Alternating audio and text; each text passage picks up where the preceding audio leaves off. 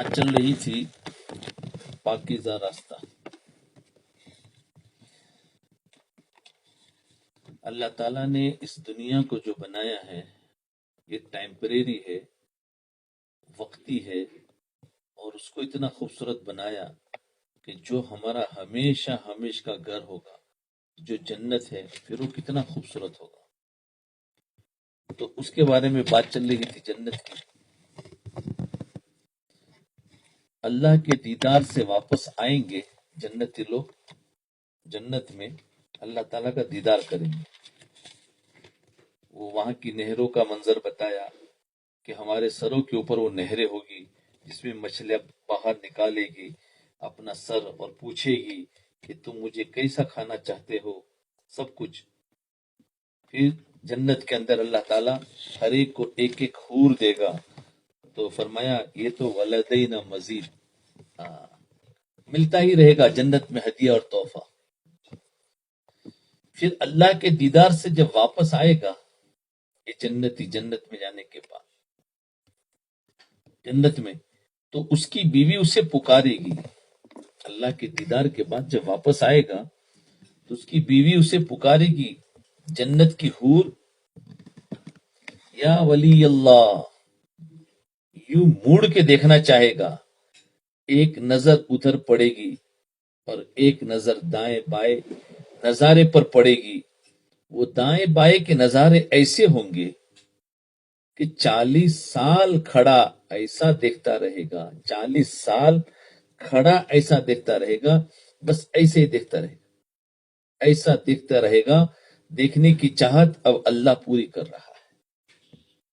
دنیا میں تو کوئی بھی چیز تھوڑی دیر دیکھنے کے بعد انسان اپنا چہرہ ہٹا لیتا تھا، اور جنت کا ایسا ہے تو کہیں تو 70 سال دیکھتا رہے گا، کہیں 40 سال دیکھتا رہے گا.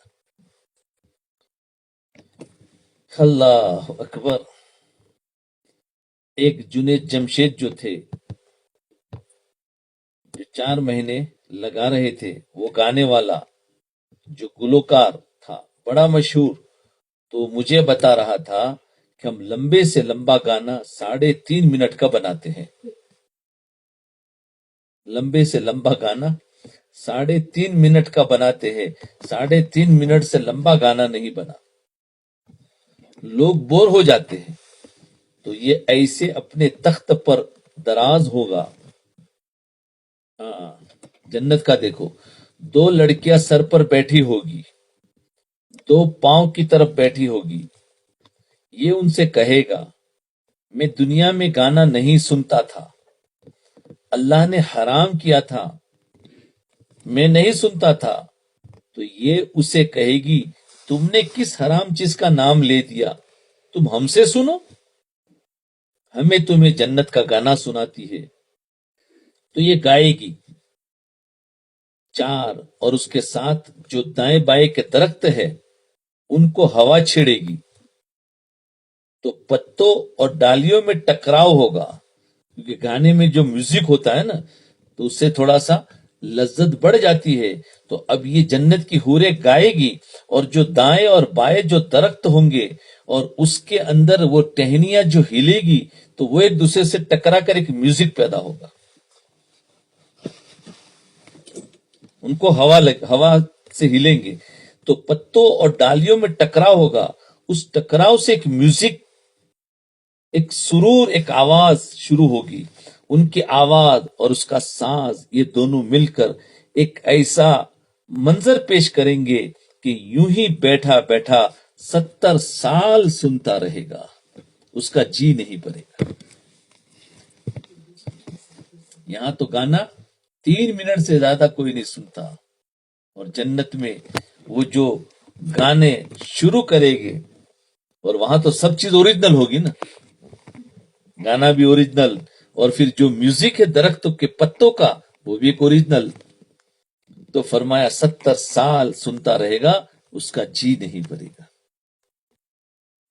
3.5 منٹ کا گانا بتا رہا تھا. جو گانے والا ہے یہاں کتنا سنایا جا رہا ہے؟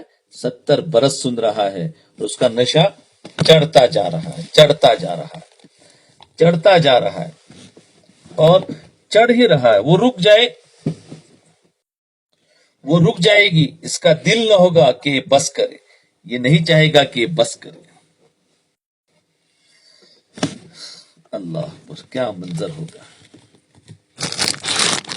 یہ نہیں چاہے گا کہ بس کرے۔ تو یہ دار القرار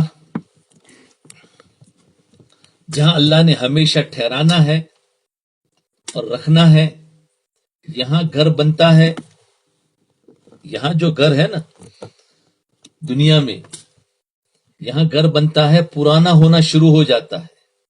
ادھر مستری یعنی کاریگر باہر نکلتے ہیں، ادھر وقت کا تیز رفتار اور طاقتور بڑھئی وہ آگ کے تیشا بڑھئی کا اوزار پکڑ کے اس کو کاٹنا شروع کر دیتا ہے۔ محمود غزنوی رحمۃ اللہ علیہ نے بڑا خوبصورت محل بنایا۔ محمود غزنوی ہندوستان کے بادشاہوں میں سے ایک بادشاہ گزرا ہے جس نے ایک بڑا خوبصورت محل بنایا، اپنے باپ کو دعوت دی دیکھنے کی کہ ذرا میرا گھر تو آ کر دیکھے۔ تو ہمارے پاس تو تھوڑے تھوڑے پیسے ہیں نا، اسی سے لوگوں نے کیا کیا بنا دیے۔ محمود غزنوی تو بڑی سلطنت کا مالک تھا، اس کے باپ کی زندگی میں اس نے بڑا عالیشان محل بنایا۔ باپ نے سارے گھر کا چکر لگایا، کچھ نہیں بولا، چپ۔ اب محمود کو یہ غصہ چڑھ رہا ہے کہ میرا باپ بڑا بے ذوق آدمی ہے، کچھ بھی نہیں کہا کہ بڑا خوبصورت ہے، بڑا اچھا ہے، اتنا ہی کہہ لیتا۔ جی وہ بھی نہیں کہا، چپ۔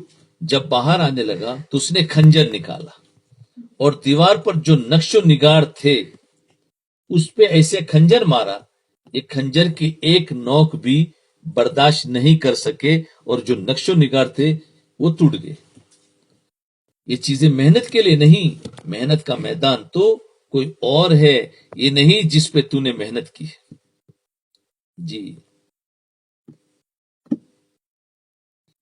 جو اللہ نے اپنی قدرت سے بنا کے دیے ہیں، جب آدمی گھر بناتا ہے تو اچھی جگہ کا انتخاب کرتا ہے، پھر اس کا نقشہ اچھا ہوتا ہے۔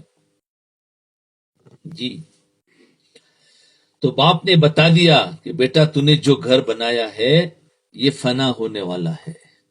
نصیحت کر دی کہ دیکھو اس کو ایک تھوڑا سا لگا ٹوٹ گیا، جنت میں گھر بنا دے جو ہمیشہ رہے گا۔ جو اللہ نے اپنی قدرت سے بنا کے دیا ہے، جب آدمی گھر بناتا ہے تو بتاؤ اچھی جگہ کا انتخاب کرتا ہے نا، جگہ بھی اچھی ہو، پھر اس کا جو نقشہ ہو، ڈیزائن ہو، وہ بھی اچھا ہو۔ تین چیزیں گھر میں ہونی چاہیے، تین چیزیں۔ ایک تو نقشہ اچھا ہو، دوسری ضرورتیں پوری ہو، ایسا گھر ہو، پھر جگہ خوبصورت ہو۔ یہ تین چیزیں ہونی چاہیے، ایک تو نقشہ اچھا ہو، اور پھر اس کے اندر ہر ضرورت پوری ہو، گھر ایسا ہو، پھر جگہ بھی خوبصورت ہو۔ جب پیسہ زیادہ آتا ہے تو پھر لوگ گارڈن ٹاؤن سے اور باہر جانا چاہتے، گارڈن بھی بناتے، تو ٹاؤن سے اور باہر جانا چاہتے۔ ابھی کہیں اور سے یہاں آئے، پیسہ آیا، اب کہیں اور آگے چلے جاؤ، کوئی اور بڑی کالونی میں چلے جاؤ، سال 2 سال میں نقشے پاس ہوئے، پھر بڑی خوبصورت جگہ کا انتخاب ہوگا، بننے شروع ہوئے، وہ بن پاتے نہیں کہ موت آ کے اٹھا کے لے جاتی ہے۔ تو دنیا میں انسان ایک جگہ چھوڑ کر دوسری جگہ چھوڑ کر تیسری جگہ، یہاں تک کہ ابھی اپنا مزہ بھی پورا نہیں لے کہ موت آ کے اٹھا کر لے جاتی۔ تو اللہ تعالیٰ کی بات سنیں، مساکین پہلی بات ضروریات ہے، تو اللہ تعالیٰ نے پہلے اسے بنایا، اسے بیان کیا، جو گھر میں نے تیرے لیے بنایا ہے اس میں ضرورتیں پوری ہے، کیونکہ گھر میں 3 چیزیں ہونی چاہیے، جگہ اچھی ہو، نقشہ اچھا ہو، اور پھر اس میں ضرورتیں پوری ہو۔ تو اللہ تعالیٰ نے کیا فرمایا؟ پہلے ہی بتا دیا کہ میں نے جو گھر تمہارے لیے بنایا ہے اس میں ضرورتیں پوری ہے۔ پھر ہماری خواہش ہوتی ہے کیا ہے کہ خوبصورت ہو، تو پھر اگلا لفظ فرمایا طیبتن، بڑے خوبصورت ہے۔ کیسے خوبصورت ہے کہ آخری درجے کا جنتی جب وہ جنت میں داخل ہوگا تو نور کی چمک اٹھے گی، وہ سجدے میں گر جائے گا، نوکر کہیں گے کہ کس کو سجدہ کیا ہے تم نے؟ نوکر کہیں گے کہ کس کو سجدہ کیا؟ وہ کہے گا یہ اللہ کا نور نظر آ رہا ہے. کہیں گے نہیں نہیں، اللہ تعالیٰ کا نور نہیں ہے، یہ تو آپ کے گھر کی روشنیاں ہے، یہ اس کا نور ہے، یہ تو ادنا ہے، تو اعلیٰ کیسا ہوگا؟ ادنا جنتی کو ایک نور نظر آئے گا، اس پر سجدے میں گر جائے گا. وَمَسَاكِنَ طَيِّبَةً ہے نا فی جنات عدن، تو طیبتن میں اشارہ ہے کہ جو تو چاہتا تھا کہ ایسا عالیشان ہو، ایسا خوبصورت ہو، ایسا شیش محل ہو، تاج محل ہو، سفید محل ہو، سرخ محل ہو، وہ اب میں نے تیرے لیے تیار کر دیا ہے. تیسری بات ہے کہ جگہ خوبصورت ہو. پہلی تو کیا ہو کہ بھائی گھر میں تیرے لیے ضرورتیں پوری ہو. دوسرا خوبصورت ہو، جگہ خوبصورت، تو کافی جنات عدن، وہ جنت الفردوس ہے جہاں میں نے تیرے لیے گھر بنا کے رکھا ہوا. اور تم تو جب گھر بناتے ہو، جب تم دنیا میں گھر بناتے تو اس سے اگلے دن ہی اس کا زوال شروع ہو جاتا ہے. اور میں نے جو تمہارے لیے گھر بنایا ہے، اس کو جس دن اللہ تعالیٰ نے بنایا تھا، دیکھو بنایا تھا جس دن، اسی دن سے اللہ تعالیٰ دین میں 5 دفعہ ساری جنت کو سجاتا ہے. وہ پرانی نہیں ہوتی، ساری جنت کو سجاتا ہے 5 دفعہ روزانہ. آج بھی اور آج سے لے کر قیامت تک اللہ تعالیٰ روزانہ جنت کو دین میں 5 دفعہ سجا رہا ہے، اور اسے کہتے ہیں ازدادی طیبن وزدادی حسنن.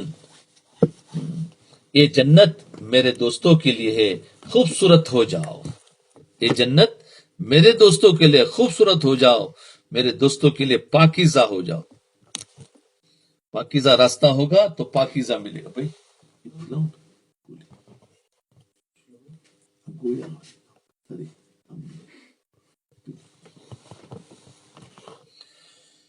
ہاں، آپ اسی پہ قیاس فرمائیے کہ مسافر خانے کو جس نے اتنا خوبصورت بنایا، کیونکہ دنیا کیا ہے؟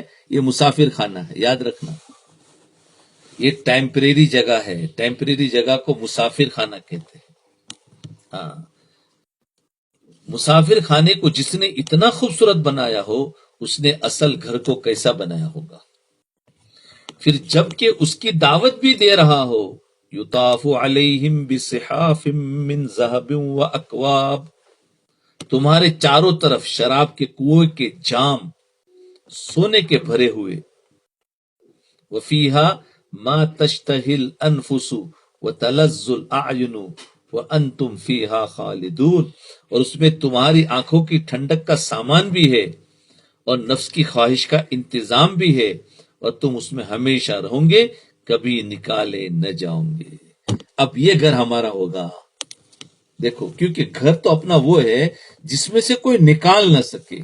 یہ تو کرائے کا مکان ہے، مسافر خانہ یہ تو کرائے کا مکان ہے. ہوٹل میں ٹھہرتا ہے نا آدمی، کرایہ دیتا ہے، تو وہ ہوٹل کا چاہے کتنا خوبصورت روم ہو، لیکن آخر تو نکالا جائے گا نا. تو ہمارا اپنا گھر بھی اگر دنیا میں بنایا ہوا ہے تو وہ بھی کرائے کا مکان ہے، اپنا نہیں ہے، نکالے جاؤں گے. لیکن وہاں پر جو ملنے کے بعد کیا کہا جائے گا؟ اب تم ہمیشہ رہو گے، تمہارا ہو گیا، اب نکالے نہیں جاؤں گے. جبھی تو خوشی ہوگی نا.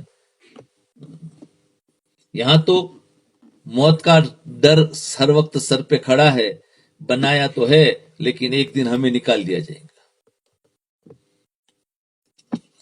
اس جنت میں جو آدمی پہنچ جاتا ہے اس کو قرآن منزل پہ پہنچا ہوا مسافر قرار دیتا ہے. قرآن کیا کہتا ہے کہ آدمی اپنی منزل تک پہنچ گیا.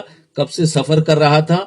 الست رب ربکم، عالم ارواح سے سفر کر رہا تھا، اور اب اپنی منزل پر مسافر پہنچا ہوا مسافر قرار دیتا ہے.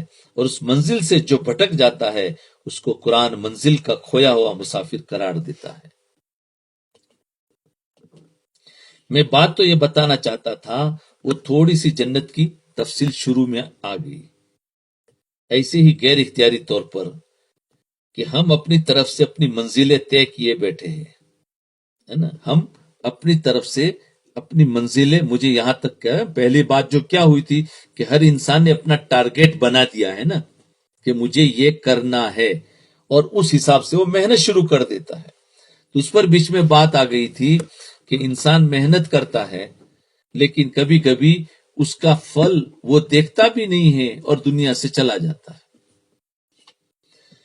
تو اب ہم ادھر آئے کہ انسان اپنی اپنی منزلیں طے کیے بیٹھا ہوتا ہے۔ میں نے کہا کہ مجھے کیا بننا ہے؟ پروفیسر بننا ہے، کوئی کہتا ہے مجھے سیکرٹری بننا ہے، کوئی کہتا ہے مجھے وزیر بننا ہے، کوئی کہتا ہے مجھے بڑا تاجر بننا ہے، کوئی کہتا ہے مجھے بڑی مل لگانی ہے، فیکٹریاں لگانی ہے، 10 ملیں میں نے چلا دینی ہے۔ اپنے اپنے منصوبے اور اپنے اپنے ان کے ٹارگیٹ ہوتے ہیں۔ کاشتکار کہتے ہیں کہ ہم نے کپاس ہی کپاس کاشت کرنی ہے، گنا اگا دینا ہے، پھر اس تک ہم نہیں پہنچتے تو ہم کہتے ہیں ہم ہارے ہوئے ہیں، ہم اپنی منزل تک نہیں پہنچ سکے، ہم اپنا مقصد حاصل نہیں کر سکے۔ تو جس رب نے ہمیں بنایا ہے، یاد رکھو، جس رب نے ہمیں بنایا ہے اس رب نے مقصد بھی اپنے علم سے دیا ہے۔ جس نے ہمیں بنایا ہے اور مقصد ہم طے کرو، ہم طے کریں گے تو جوڑ نہیں کھائے گا۔ جس نے ہمیں بنایا ہے وہی ہمیں مقصد بھی طے کرے گا۔ کیوں کہ جس چیز کو جو کمپنی بناتی ہے وہی کمپنی اس کے چلانے کے طریقے بھی بتاتی ہے۔ بھئی ایک گاڑی جس کمپنی نے بنائی ہے تو اس گاڑی کو کیسے چلانا، اس کی ساری ہدایت بھی وہ کمپنی دے گی۔ ایک انسان گاڑی تو کمپنی سے خریدی اور پھر کہے گا اب اس گاڑی کو میں اپنی مرضی سے چلاؤ اور میرا اپنا ٹارگیٹ ہو اس کو چلانے میں، تو یاد رکھنا وہ کبھی کامیاب نہیں ہو سکتا۔ جس نے بنایا ہے اسی کی مرضی ہو۔ تو ہمیں کس نے بنایا؟ اللہ نے بنایا ہے۔ تو اللہ نے اپنا مقصد طے کر دیا کہ میں نے آپ کو کیوں بنایا ہے۔ اللہ نے بنایا ہے تو اللہ نے طے کر دیا نا کہ کیوں بنایا، تو اس کا علم دیا ہے۔ ایسے ہمیں نہیں چھوڑ دیا کہ ہم اپنے بچوں کو آزاد چھوڑ سکتے ہیں۔ ہم اس کو انگلی پکڑ کے چلاتے ہیں کہ تجھے یہ کرنا ہے، اب یہ کرنا ہے، اب یہ کرنا ہے، اب یہ کرنا ہے۔ یہی کچھ اللہ تعالی ہمارے ساتھ بھی کر رہا ہے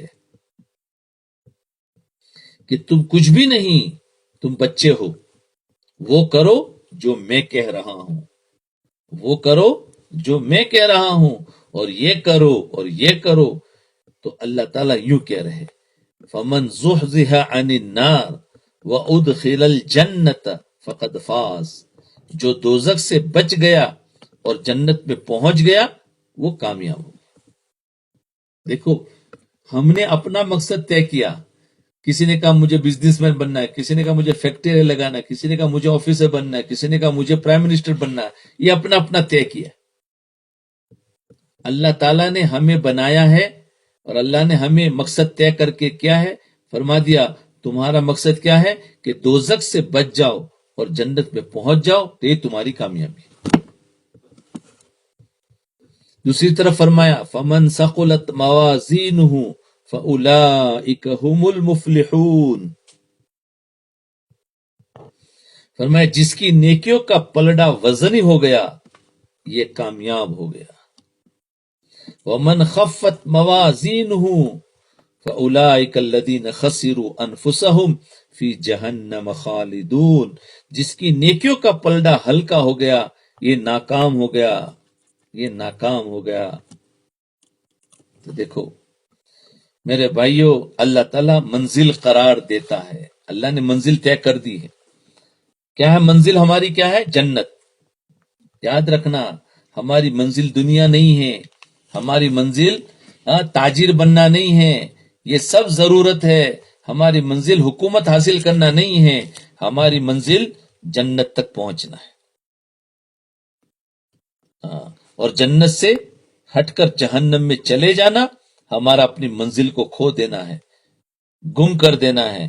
ہم دنیا کی فتح اور شکست پر نہ اپنی منزل کو پانا قرار دیتے ہیں نہ کھونا قرار دیتے. دنیا میں کوئی انسان کامیاب ہوا کوئی ناکام ہوا تو یہ کامیابی اور ناکامی نہیں ہے. کامیابی کیا ہے؟ جنت اور منزل پر پہنچ گیا. ناکامی کیا ہے؟ جنت سے ہٹا لیا گیا، جہنم میں چلا گیا، ناکام ہو گیا. دنیا میں تو کبھی مال ملے گا کبھی نہیں ملے گا، کبھی تاجر بنے گا کبھی نہیں بنے گا، تو یہ کامیابی ناکامی نہیں، یہ ہوتا رہتا ہے. حق اور باطل ٹکراتے رہیں گے. ایک حق اور باطل کی جنگ انسان کے اندر رہے گی، اور ایک حق اور باطل کی جنگ دنیا کے میدانوں میں رہے گی.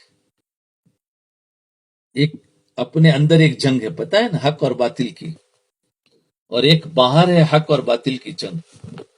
اندر کا باطل توڑنا ہے، باہر کا باطل بھی توڑنا ہے، لیکن پہلے اندر کا باطل ٹوٹے گا تو باہر کا باطل خود بخود ٹوٹے گا. جس نے اللہ کو راضی کر لیا وہ کامیاب ہے، چاہے شکست کھا جائے، چاہے فقیر ہو جائے.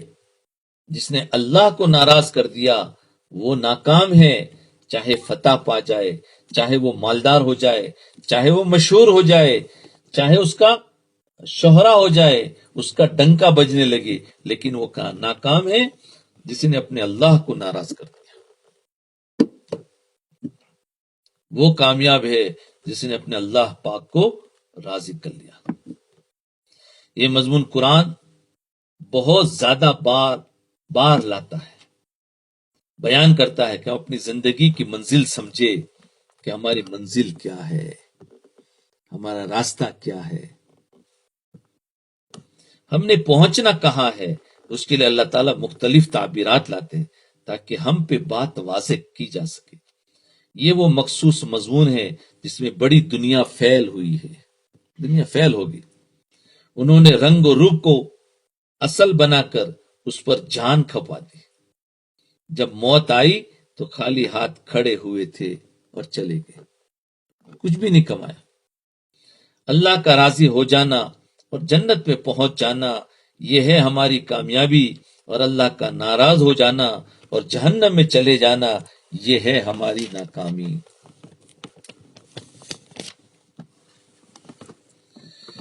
موسیٰ علیہ السلام سے اللہ تعالیٰ کی بات ہوئی. موسیٰ علیہ السلام سے اللہ تعالیٰ کی بات ہوئی تو موسیٰ علیہ السلام نے کہا یا اللہ انک توسع علی الکافر، یا اللہ آپ کافر کو بہت زیادہ دیتے ہیں. یا اللہ آپ کافر کو، یہ سب ہم سب کا سوال ہے نا، بہت زیادہ دیتے ہیں، آپ کافر کو بہت زیادہ دیتے ہیں. تو اللہ تعالیٰ نے جواب نہیں دیا کہ اس کی وجہ یہ ہے یہ ہے یہ ہے، نہیں دیا.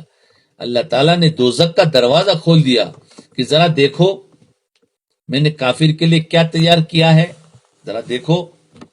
جب موسیٰ علیہ السلام نے دوزخ دیکھی تو کہنے لگے یا اللہ تیری عزت اور شہنشاہی کی قسم، اگر کافر ساری دنیا کا بادشاہ بن جائے، قیامت تک بلا شرکت غیر حکومت کرے اور مر کے یہاں چلا جائے، کچھ نہیں اس نے دیکھا، کچھ نہیں دیکھا، کچھ نہیں دیکھا.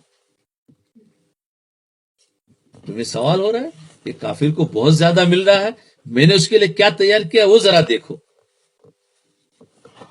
پھر موسیٰ علیہ السلام نے دوسرا سوال کیا، اے اللہ آپ ایک مومن پہ بڑی تنگی ڈالتے ہیں، بیچارہ جب دیکھو تو وہ تنگ ہی ہوتا ہے، صحت کے اعتبار سے، مال کے اعتبار سے، حالات کے اعتبار سے، دنیاوی چیزوں بہت تنگی ڈالتے ہیں، مومن پہ بڑی تنگی ڈالتے ہیں. ایک روایت میں آتا ہے کہ ایک وقت میں ایک کافر مر رہا تھا، ایک وقت میں ایک کافر مر رہا تھا اور ایک مسلمان مر رہا تھا. بات دھیان سے سنیں، ایک کافر مر رہا تھا اور ایک طرف ایک مسلمان مر رہا تھا، ایک ہی جگہ پر. وقت قریب ہے، کافر کہتا ہے کہ مجھے مچھلی چاہیے، مجھے مچھلی چاہیے. تو مچھلی دریا میں موجود لیکن منڈی میں نہیں موجود. اللہ کا غیبی نظام حرکت میں آیا اور مچھلی کو پکڑوایا، اس کو بازار میں بھیجوایا، ادھر سے اس آدمی کو بھیجوایا اور مچھلی خریدی گئی اور پکوائی گئی اور کھلائی گئی. اس کے بعد وہ مر گیا. سمجھے، کافر نے ایک تمنا کی تو وہ تمنا مارکیٹ میں نہیں ہے، اس کے باوجود اللہ کا نظام چلا اور وہ مچھلی اس کے گھر تک پہنچائے، وہ کھایا اور مرا۔ اب مسلمان مر رہا تھا تو اس کی سراہی کا پانی پاس پڑا ہوا، ایک اس کے مٹکا تھا نا سراہی، تو اس کے اندر اس کا پانی پاس پڑا ہوا تھا۔ یہ پیاس کی شدت تھی اس کو، اس نے جو یوں پکڑنا چاہا سراہی کو، انگلیاں جا کر ٹکرائی، یعنی اس کو پانی پینا چاہ رہا تھا، بیچارے کو پیاس لگی تھی، تو سراہی الٹ کر گری اور وہ پانی گر گیا اور یہ پیاسا ہی مر گیا۔ ایک مسلمان مر رہا تھا، پیاسا ہے، پانی بازو میں پڑا ہے، پینے نہیں دیا، اور ایک غیر ایمان والا مر رہا ہے اور کھانے کی تمنا کر رہا ہے، مارکیٹ میں نہیں ہے، اللہ نے غیبی نظام سے لائے اور کھلایا پھر مرا۔ ایسا کیوں؟ تو یہ فرشتہ کہنے لگا یا اللہ، اس کی جان نکالی تو مچھلی وہاں سے لا کے کھلائی، اور اپنوں کی جان نکالی یعنی مسلمان کی جان نکالی تو پانی بھی نہ پینے دیا، پیاسا ہی اٹھا لیا۔ تو موسیٰ علیہ السلام کا سوال اور یہ سوال برابر ہو رہا ہے، یعنی بیچارے کو تنگ کر دیا۔ ایک سوال اکٹھا کر دوں کہ تینوں کا ایک ہی جواب ہو جائے، ایک سوال اور۔ تیسرا واقعہ مسلمان کا صبر اور شکر۔ ایک واقعہ، ایک موسیٰ علیہ السلام کا سوال، ایک اور حدیث۔ ایک مسلمان ماہی گیر، مچھلی پکڑنے والا، اور ایک کافر، یہاں تو دو مر رہے تھے، ایک مسلمان اور ایک کافر۔ اب دو ہے، ایک مسلمان ایک کافر اور مچھلی پکڑنے والے، دونوں مچھلی کے شکار پہ آئے۔ مسلمان نے جال ڈالا بسم اللہ کر کے، واپس کھینچا تو خالی، سمجھے؟ اور کافر نے جال ڈالا بسم اللہ والعزیٰ، لات اور عزیٰ کے نام کی برکت سے، وہ جو پتھر تھے، پتھر کے بت، تو جال مچھلیوں سے بھرا ہوا باہر آیا، سمجھے؟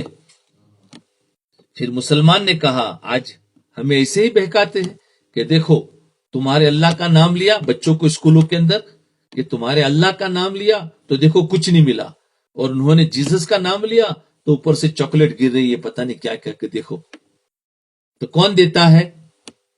بچے تو کہیں گے نہیں یہ دیتا ہے۔ تو ایسا ہی یہ ابھی لوگوں نے اس طریقے سے انہوں نے ایمان کو بگاڑنے کے لیے بنایا کہ دیکھو، تو یہاں پر بھی ہوا۔ پھر مسلمان نے کہا بسم اللہ الرحمن الرحیم اور جال خالی۔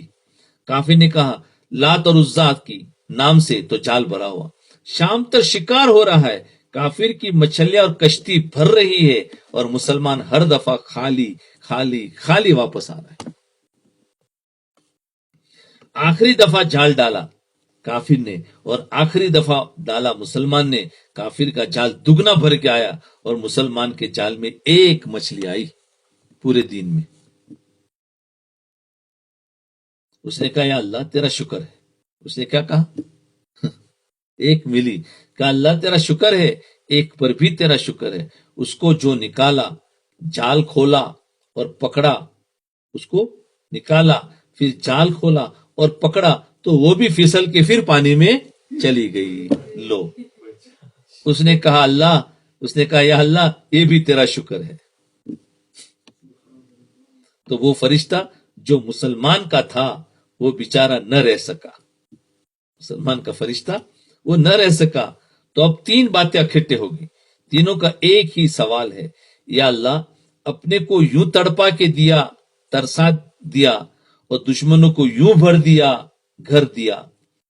وہ فرشتہ یا اللہ، کیونکہ یہاں پر بھی اپنے کو تڑپایا نا، اور کافر کو مچھلی کھلائی، اور یہاں پر بھی اس کا مچھلی جال سے بھر دیا، جال مچھلی سے بھر دیا، اور مسلمان کو کچھ نہیں دیا۔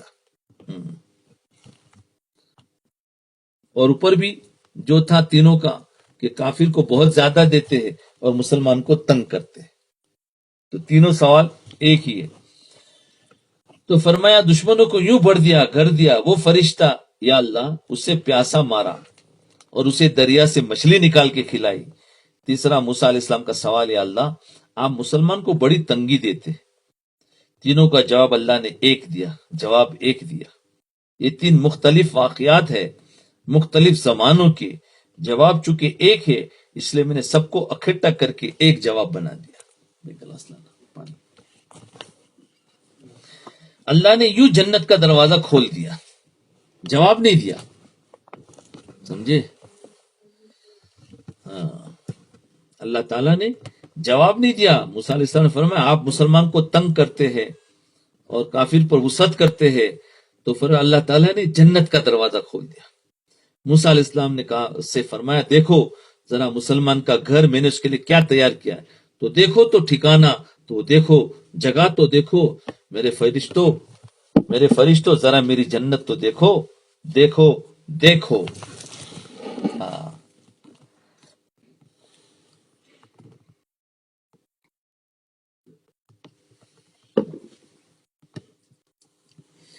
تو میری جنت دیکھو. تو موسیٰ علیہ السلام نے کہا یا اللہ بے عزتی و جلالک، تیرے عزت اور تیری شہنشاہی کی قسم، اگر مسلمان کے ہاتھ کٹے ہو اور پاؤں بھی کٹے ہو، صرف اتنا ہی نہ ہو کہ ہاتھ پاؤں کٹے ہو، مکبن علی وجہہ، ناک رگڑتا پھر رہا ہو. ہاں، اللہ اکبر.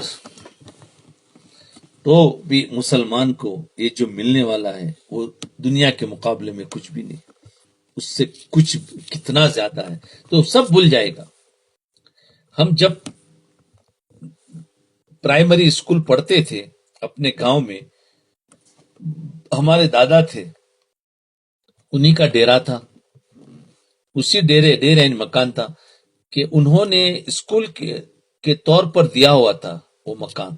تو وہ ڈیرے میں ایک معذور رہتا تھا، اس کے یہاں تک ہاتھ تھے اور یہاں تک ہی پاؤں تھے، یعنی پاؤں کٹے ہوئے ہاتھ کٹے ہوئے، نہ اس کے ہاتھ سلامت نہ اس کے پاؤں سلامت تھے. مجھے اچانک اس کی شکل سامنے آ گئی، مجھے یوں لگتا جیسے میرے سامنے بیٹھا ہوا ہے. تو ہمارے دادا نے اس کے لیے ایک نوکر رکھا ہوا تھا، وہ غریب آدمی تھا. اب یہ مجھے پتا نہیں کہ وہ کون تھا، کہاں سے تھا، ہم بالکل چھوٹے تھے، پہلی دوسری تیسری کلاس کی بات ہے. تو ایک نوکر مستقل اس کے ساتھ ہوتا تھا، اسے پیشاب کروانا، کھانا کھلانا، کپڑے بدلوانا، سب کچھ کرتا تھا.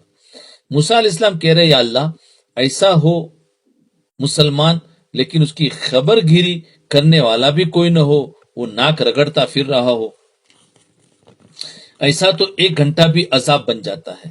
موسیٰ علیہ السلام نے کہا یا اللہ زندگی بھی قیامت تک کی گزارے، اس کے لیے تو ہر پل قیامت ہے.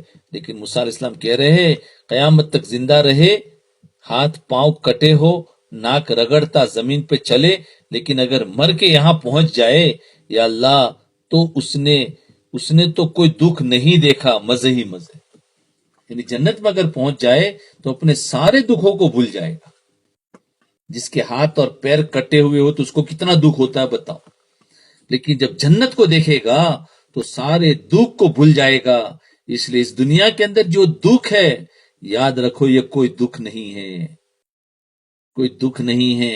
کیوں کہ ہمارے سامنے ابھی جنت نہیں ہے، ہمارے سامنے جہنم نہیں ہے. اگر ہمارے سامنے جہنم آ جائے تو دنیا کی راحت نہیں ہے، اور ہمارے سامنے جنت کا منظر آ جائے تو دنیا کا دکھ نہیں ہے. ہم بھول چکے ہیں، بلکہ جنت اور جہنم پر شک کرنے لگ گئے کہ یہ چیزیں ہے یا نہیں، نعوذ باللہ شک کرنے لگ گئے. ہم اتنے دین سے دور ہو گئے کہ ایک زمانہ تھا لوگ جانتے تھے کہ ہاں حق ہے، جنت بھی اور جہنم بھی حق ہے، اور اب تو وہ ہے کہ پتہ نہیں ہے یا نہیں ہے، شک ہے. تو ایمان گیا. یاد رکھے کہ ہمارے دنیا کے اندر ہمیں دکھ اس لیے لگ رہا ہے کہ ہمارے سامنے جنت نہیں ہے. اس لیے جنت کو سامنے رکھو کہ اللہ مجھے کیا دینے والا ہے. ہاں ایک اور حدیث بتاؤں، اللہ تعالیٰ آخرت میں اپنے ایک بندے کو بلائے گا، آخرت میں ایک بندے کو بلائے گا جس کو اس نے دنیا میں سب سے زیادہ دکھ میں رکھا ہوا ہوگا، سب سے زیادہ دکھ میں رکھا ہو. اب اس کا علم اللہ کو ہے نا، کیونکہ پیمانہ اللہ کے ہاتھ میں ہے. تو اللہ تعالیٰ اپنا ایک بندہ بلائے گا جس کو اللہ نے دنیا میں سب سے زیادہ دکھی رکھا ہوگا. اللہ تعالیٰ فرمائیں گا اس کو ذرا جنت کا ایک پھیرا لگوا کے لاؤ، اور بس پھیرا تو فرشتے لے جائیں گے اور یوں پھیرا دلا کے واپس، جیسے وہ پنگوڑا اوپر جاتا ہے اور ایک دم نیچے آ جاتا ہے نا، وہ جو چکر ہوتے ہیں چکر بھی اوپر جاتا ہے نیچے آتا ہے، بس ایسے ایک پھیرا آئے گا اور باہر. جب وہ اللہ کے سامنے آئے گا تو اللہ فرمائیں گے کیوں میرے بندے تو نے دنیا میں بڑے دکھ دیکھے بھائی، ایک پل کا جھونکا، ایک نظر کا اثر کہے گا اللہ مجھے تیرے عزت کی قسم میں نے تو دنیا میں کبھی کوئی دکھ دیکھا ہی نہیں تھا، ابھی تو رہنا باقی ہے، خالی دکھایا ہے، ابھی تو جنت کی بادشاہی ہے، ابھی تو حوروں کے ساتھ شادیاں ہے، اور ابھی تو ہمیشہ کی عزتوں کے تاج ہے، وہ سب باقی ہے، اور کہے گا کچھ دکھ تھا ہی نہیں۔ پھر اللہ تعالیٰ ایک شخص کو بلائے گا جس کو اللہ تعالیٰ نے دنیا میں سب سے زیادہ سکھی رکھا ہوگا، سب سے زیادہ سکھی، نافرمان کافر۔ اللہ تعالیٰ فرمائے گا دوزخ کا ایک پھیرا دلوا کے لاؤ، تو اس کے فرشتے یوں کر کے باہر نکالیں گے، اللہ کے سامنے لے آئیں گے۔ اللہ فرمائے گا کیوں میرا بندہ، دنیا میں بڑی موج کی تو نے نا، بڑے مزے کیے تو نے، کہے گا اللہ مجھے تیری عزت کی قسم میں نے دنیا میں کوئی سکھ دیکھا ہی نہیں، میں نے دنیا میں کوئی سکھ دیکھا ہی نہیں۔ اب ابوبکر صدیق رضی اللہ عنہ کو ایک جملہ ساتھ جوڑ دے۔ ابوبکر صدیق رضی اللہ عنہ اپنے خطبے میں فرمایا کرتے تھے وہ مصیبت کوئی مصیبت نہیں، یاد رکھو، وہ مصیبت کوئی مصیبت نہیں جس کے بعد جنت ہو، اور وہ خیر اور سکھ کوئی سکھ نہیں جس کے بعد جہنم ہو۔ یہ جملہ یاد رکھو۔ تو دنیا میں مسلمان اگر دکھی ہے تو یہ دکھ نہیں، کیونکہ جس کے بعد جنت ہو، یہ مصیبت نہیں جس کے بعد جنت ہو۔ اس لیے ہمت سے زندگی کو گزارنا چاہیے، اور وہ لوگ جو خیر میں ہیں، اللہ کے نافرمان ہیں، اور جو بالکل بھلائی اور بہت اچھے میں ہیں، وہ کچھ بھی نہیں ہے، کیونکہ اس کے بعد ان کو جہنم ہے۔ اب اس کے ساتھ ایک اور حدیث کا جملہ جوڑ لیں، مجھے ایسے اچانک باتیں یاد آ رہی ہے، میں بڑھتا جا رہا ہوں، ورنہ حضور صلی اللہ علیہ وسلم نے فرمایا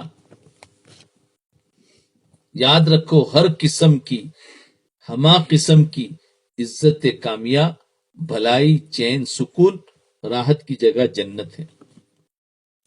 ہر قسم کی اور تمام قسم کی عزت، کامیابیاں، بھلائی، چین اور سکون اور راحت کدھر ہے؟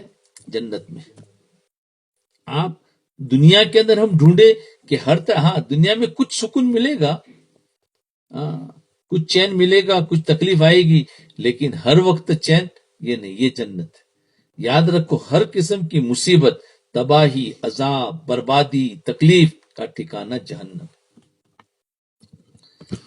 تو بھائیوں، دوستوں، بزرگوں، ماؤں، بہنوں، جنت میں پہنچ جانا کامیابی ہے، اور جہنم میں گر جانا ناکامی ہے۔ اللہ ہمیں ایک زندگی دے چکا ہے، اللہ ہمیں ایک زندگی دے کے پکار رہا ہے، جس زندگی کا نام ہے اسلام۔ ایک زندگی دے کے پکار رہا ہے جس زندگی کا نام ہے اسلام، جس کو اللہ نے ہمارے نبی پاک صلی اللہ علیہ وسلم پہ پورا فرمایا کہ یہ وہ راستہ ہے، یہ وہ راستہ ہے جو اس پہ چلے گا اسے منزل بھی ملے گی اور وہ کامیاب بھی ہوگا۔ اسی راستے کا نام پاکیزہ راستہ ہے، یہ وہ راستہ ہے، اسے منزل بھی ملے گی، اس راستے پہ چلے گا اور پھر وہ کامیاب بھی ہوگا، اور جو اس سے ہٹ جائے گا وہ منزل سے بھی بھٹکے گا اور ناکام ہو جائے گا۔ جی، تو تبلیغ کی محنت بھی یہ ہے کہ اس راہ پہ آ جائے، جس راہ پہ اللہ ملتا ہے اس راستے پر آ جاؤ، جس راستے پر اللہ ملتا ہے اس راستے سے بچ جائے جس کے آخر میں جہنم ہے، یا جس راستے پہ شیطان ملتا ہے وہاں سے ہٹ جاؤ۔ تو ٹھیک ہے، انشاءاللہ ہم سب ارادہ کرے اور اپنی زندگی میں اپنی نیت کر لے ابھی سب کہ اللہ تعالی ہمیں اس راستے پر چلائے جس راستے پر اللہ ملتا ہے، جس راستے پر کامیابیاں ملتی ہے۔ اور یاد رکھے دنیا کے جو دکھ ہے وہ تو آتے رہیں گے، اس کو بیٹھ کر سوچنا نہیں ہے، یاد رکھنا۔ ہمیں ہمت والا اور اچھی سوچ والا، جیسے پوزیٹیو تھنکنگ اور نیگیٹو تھنکنگ، تو پوزیٹیو تھنکنگ والا چلتا رہتا ہے، بولے چلو دنیا کے جو دن ہے وہ सुख के भी कट जाएंगे, दुख के भी दिन कट जाएंगे, लेकिन आखिर में हमें जन्नत को कमाना है। कहीं हम ऐसी गलती न कर बैठे कि हमसे जन्नत छूट जाए। इसलिए यहाँ की मुसीबतों से बिल्कुल नहीं घबराओ, बिल्कुल न घबराओ। ये तो आनी जानी है, ये हमेशा की थोड़ी है। ईमान हमारे पास है, आज हमारी जान तो कोई ले सकता है, हमारा ईमान तो कोई नहीं ले सकता। तो हम अपनी ईमान की हिफाजत करें। और ईमान की हिफाजत कैसे है? ईमान की हिफाजत आमाल से है। आमाल करे और उसके साथ साथ नेक सोहबतों में बैठे, नेक उलमा की बातों को सुने, अल्लाह वालों की बातों को सुने और अपने आप को उस पर सोचे कि अब हम कैसे चलना है। तो अल्लाह ताला हमें सीधा रास्ता दिखा देंगे, नबी अलैहिस्सलाम की सुन्नतों पर चला देंगे। लेकिन हमारे अंदर कम से कम इरादा तो होना चाहिए।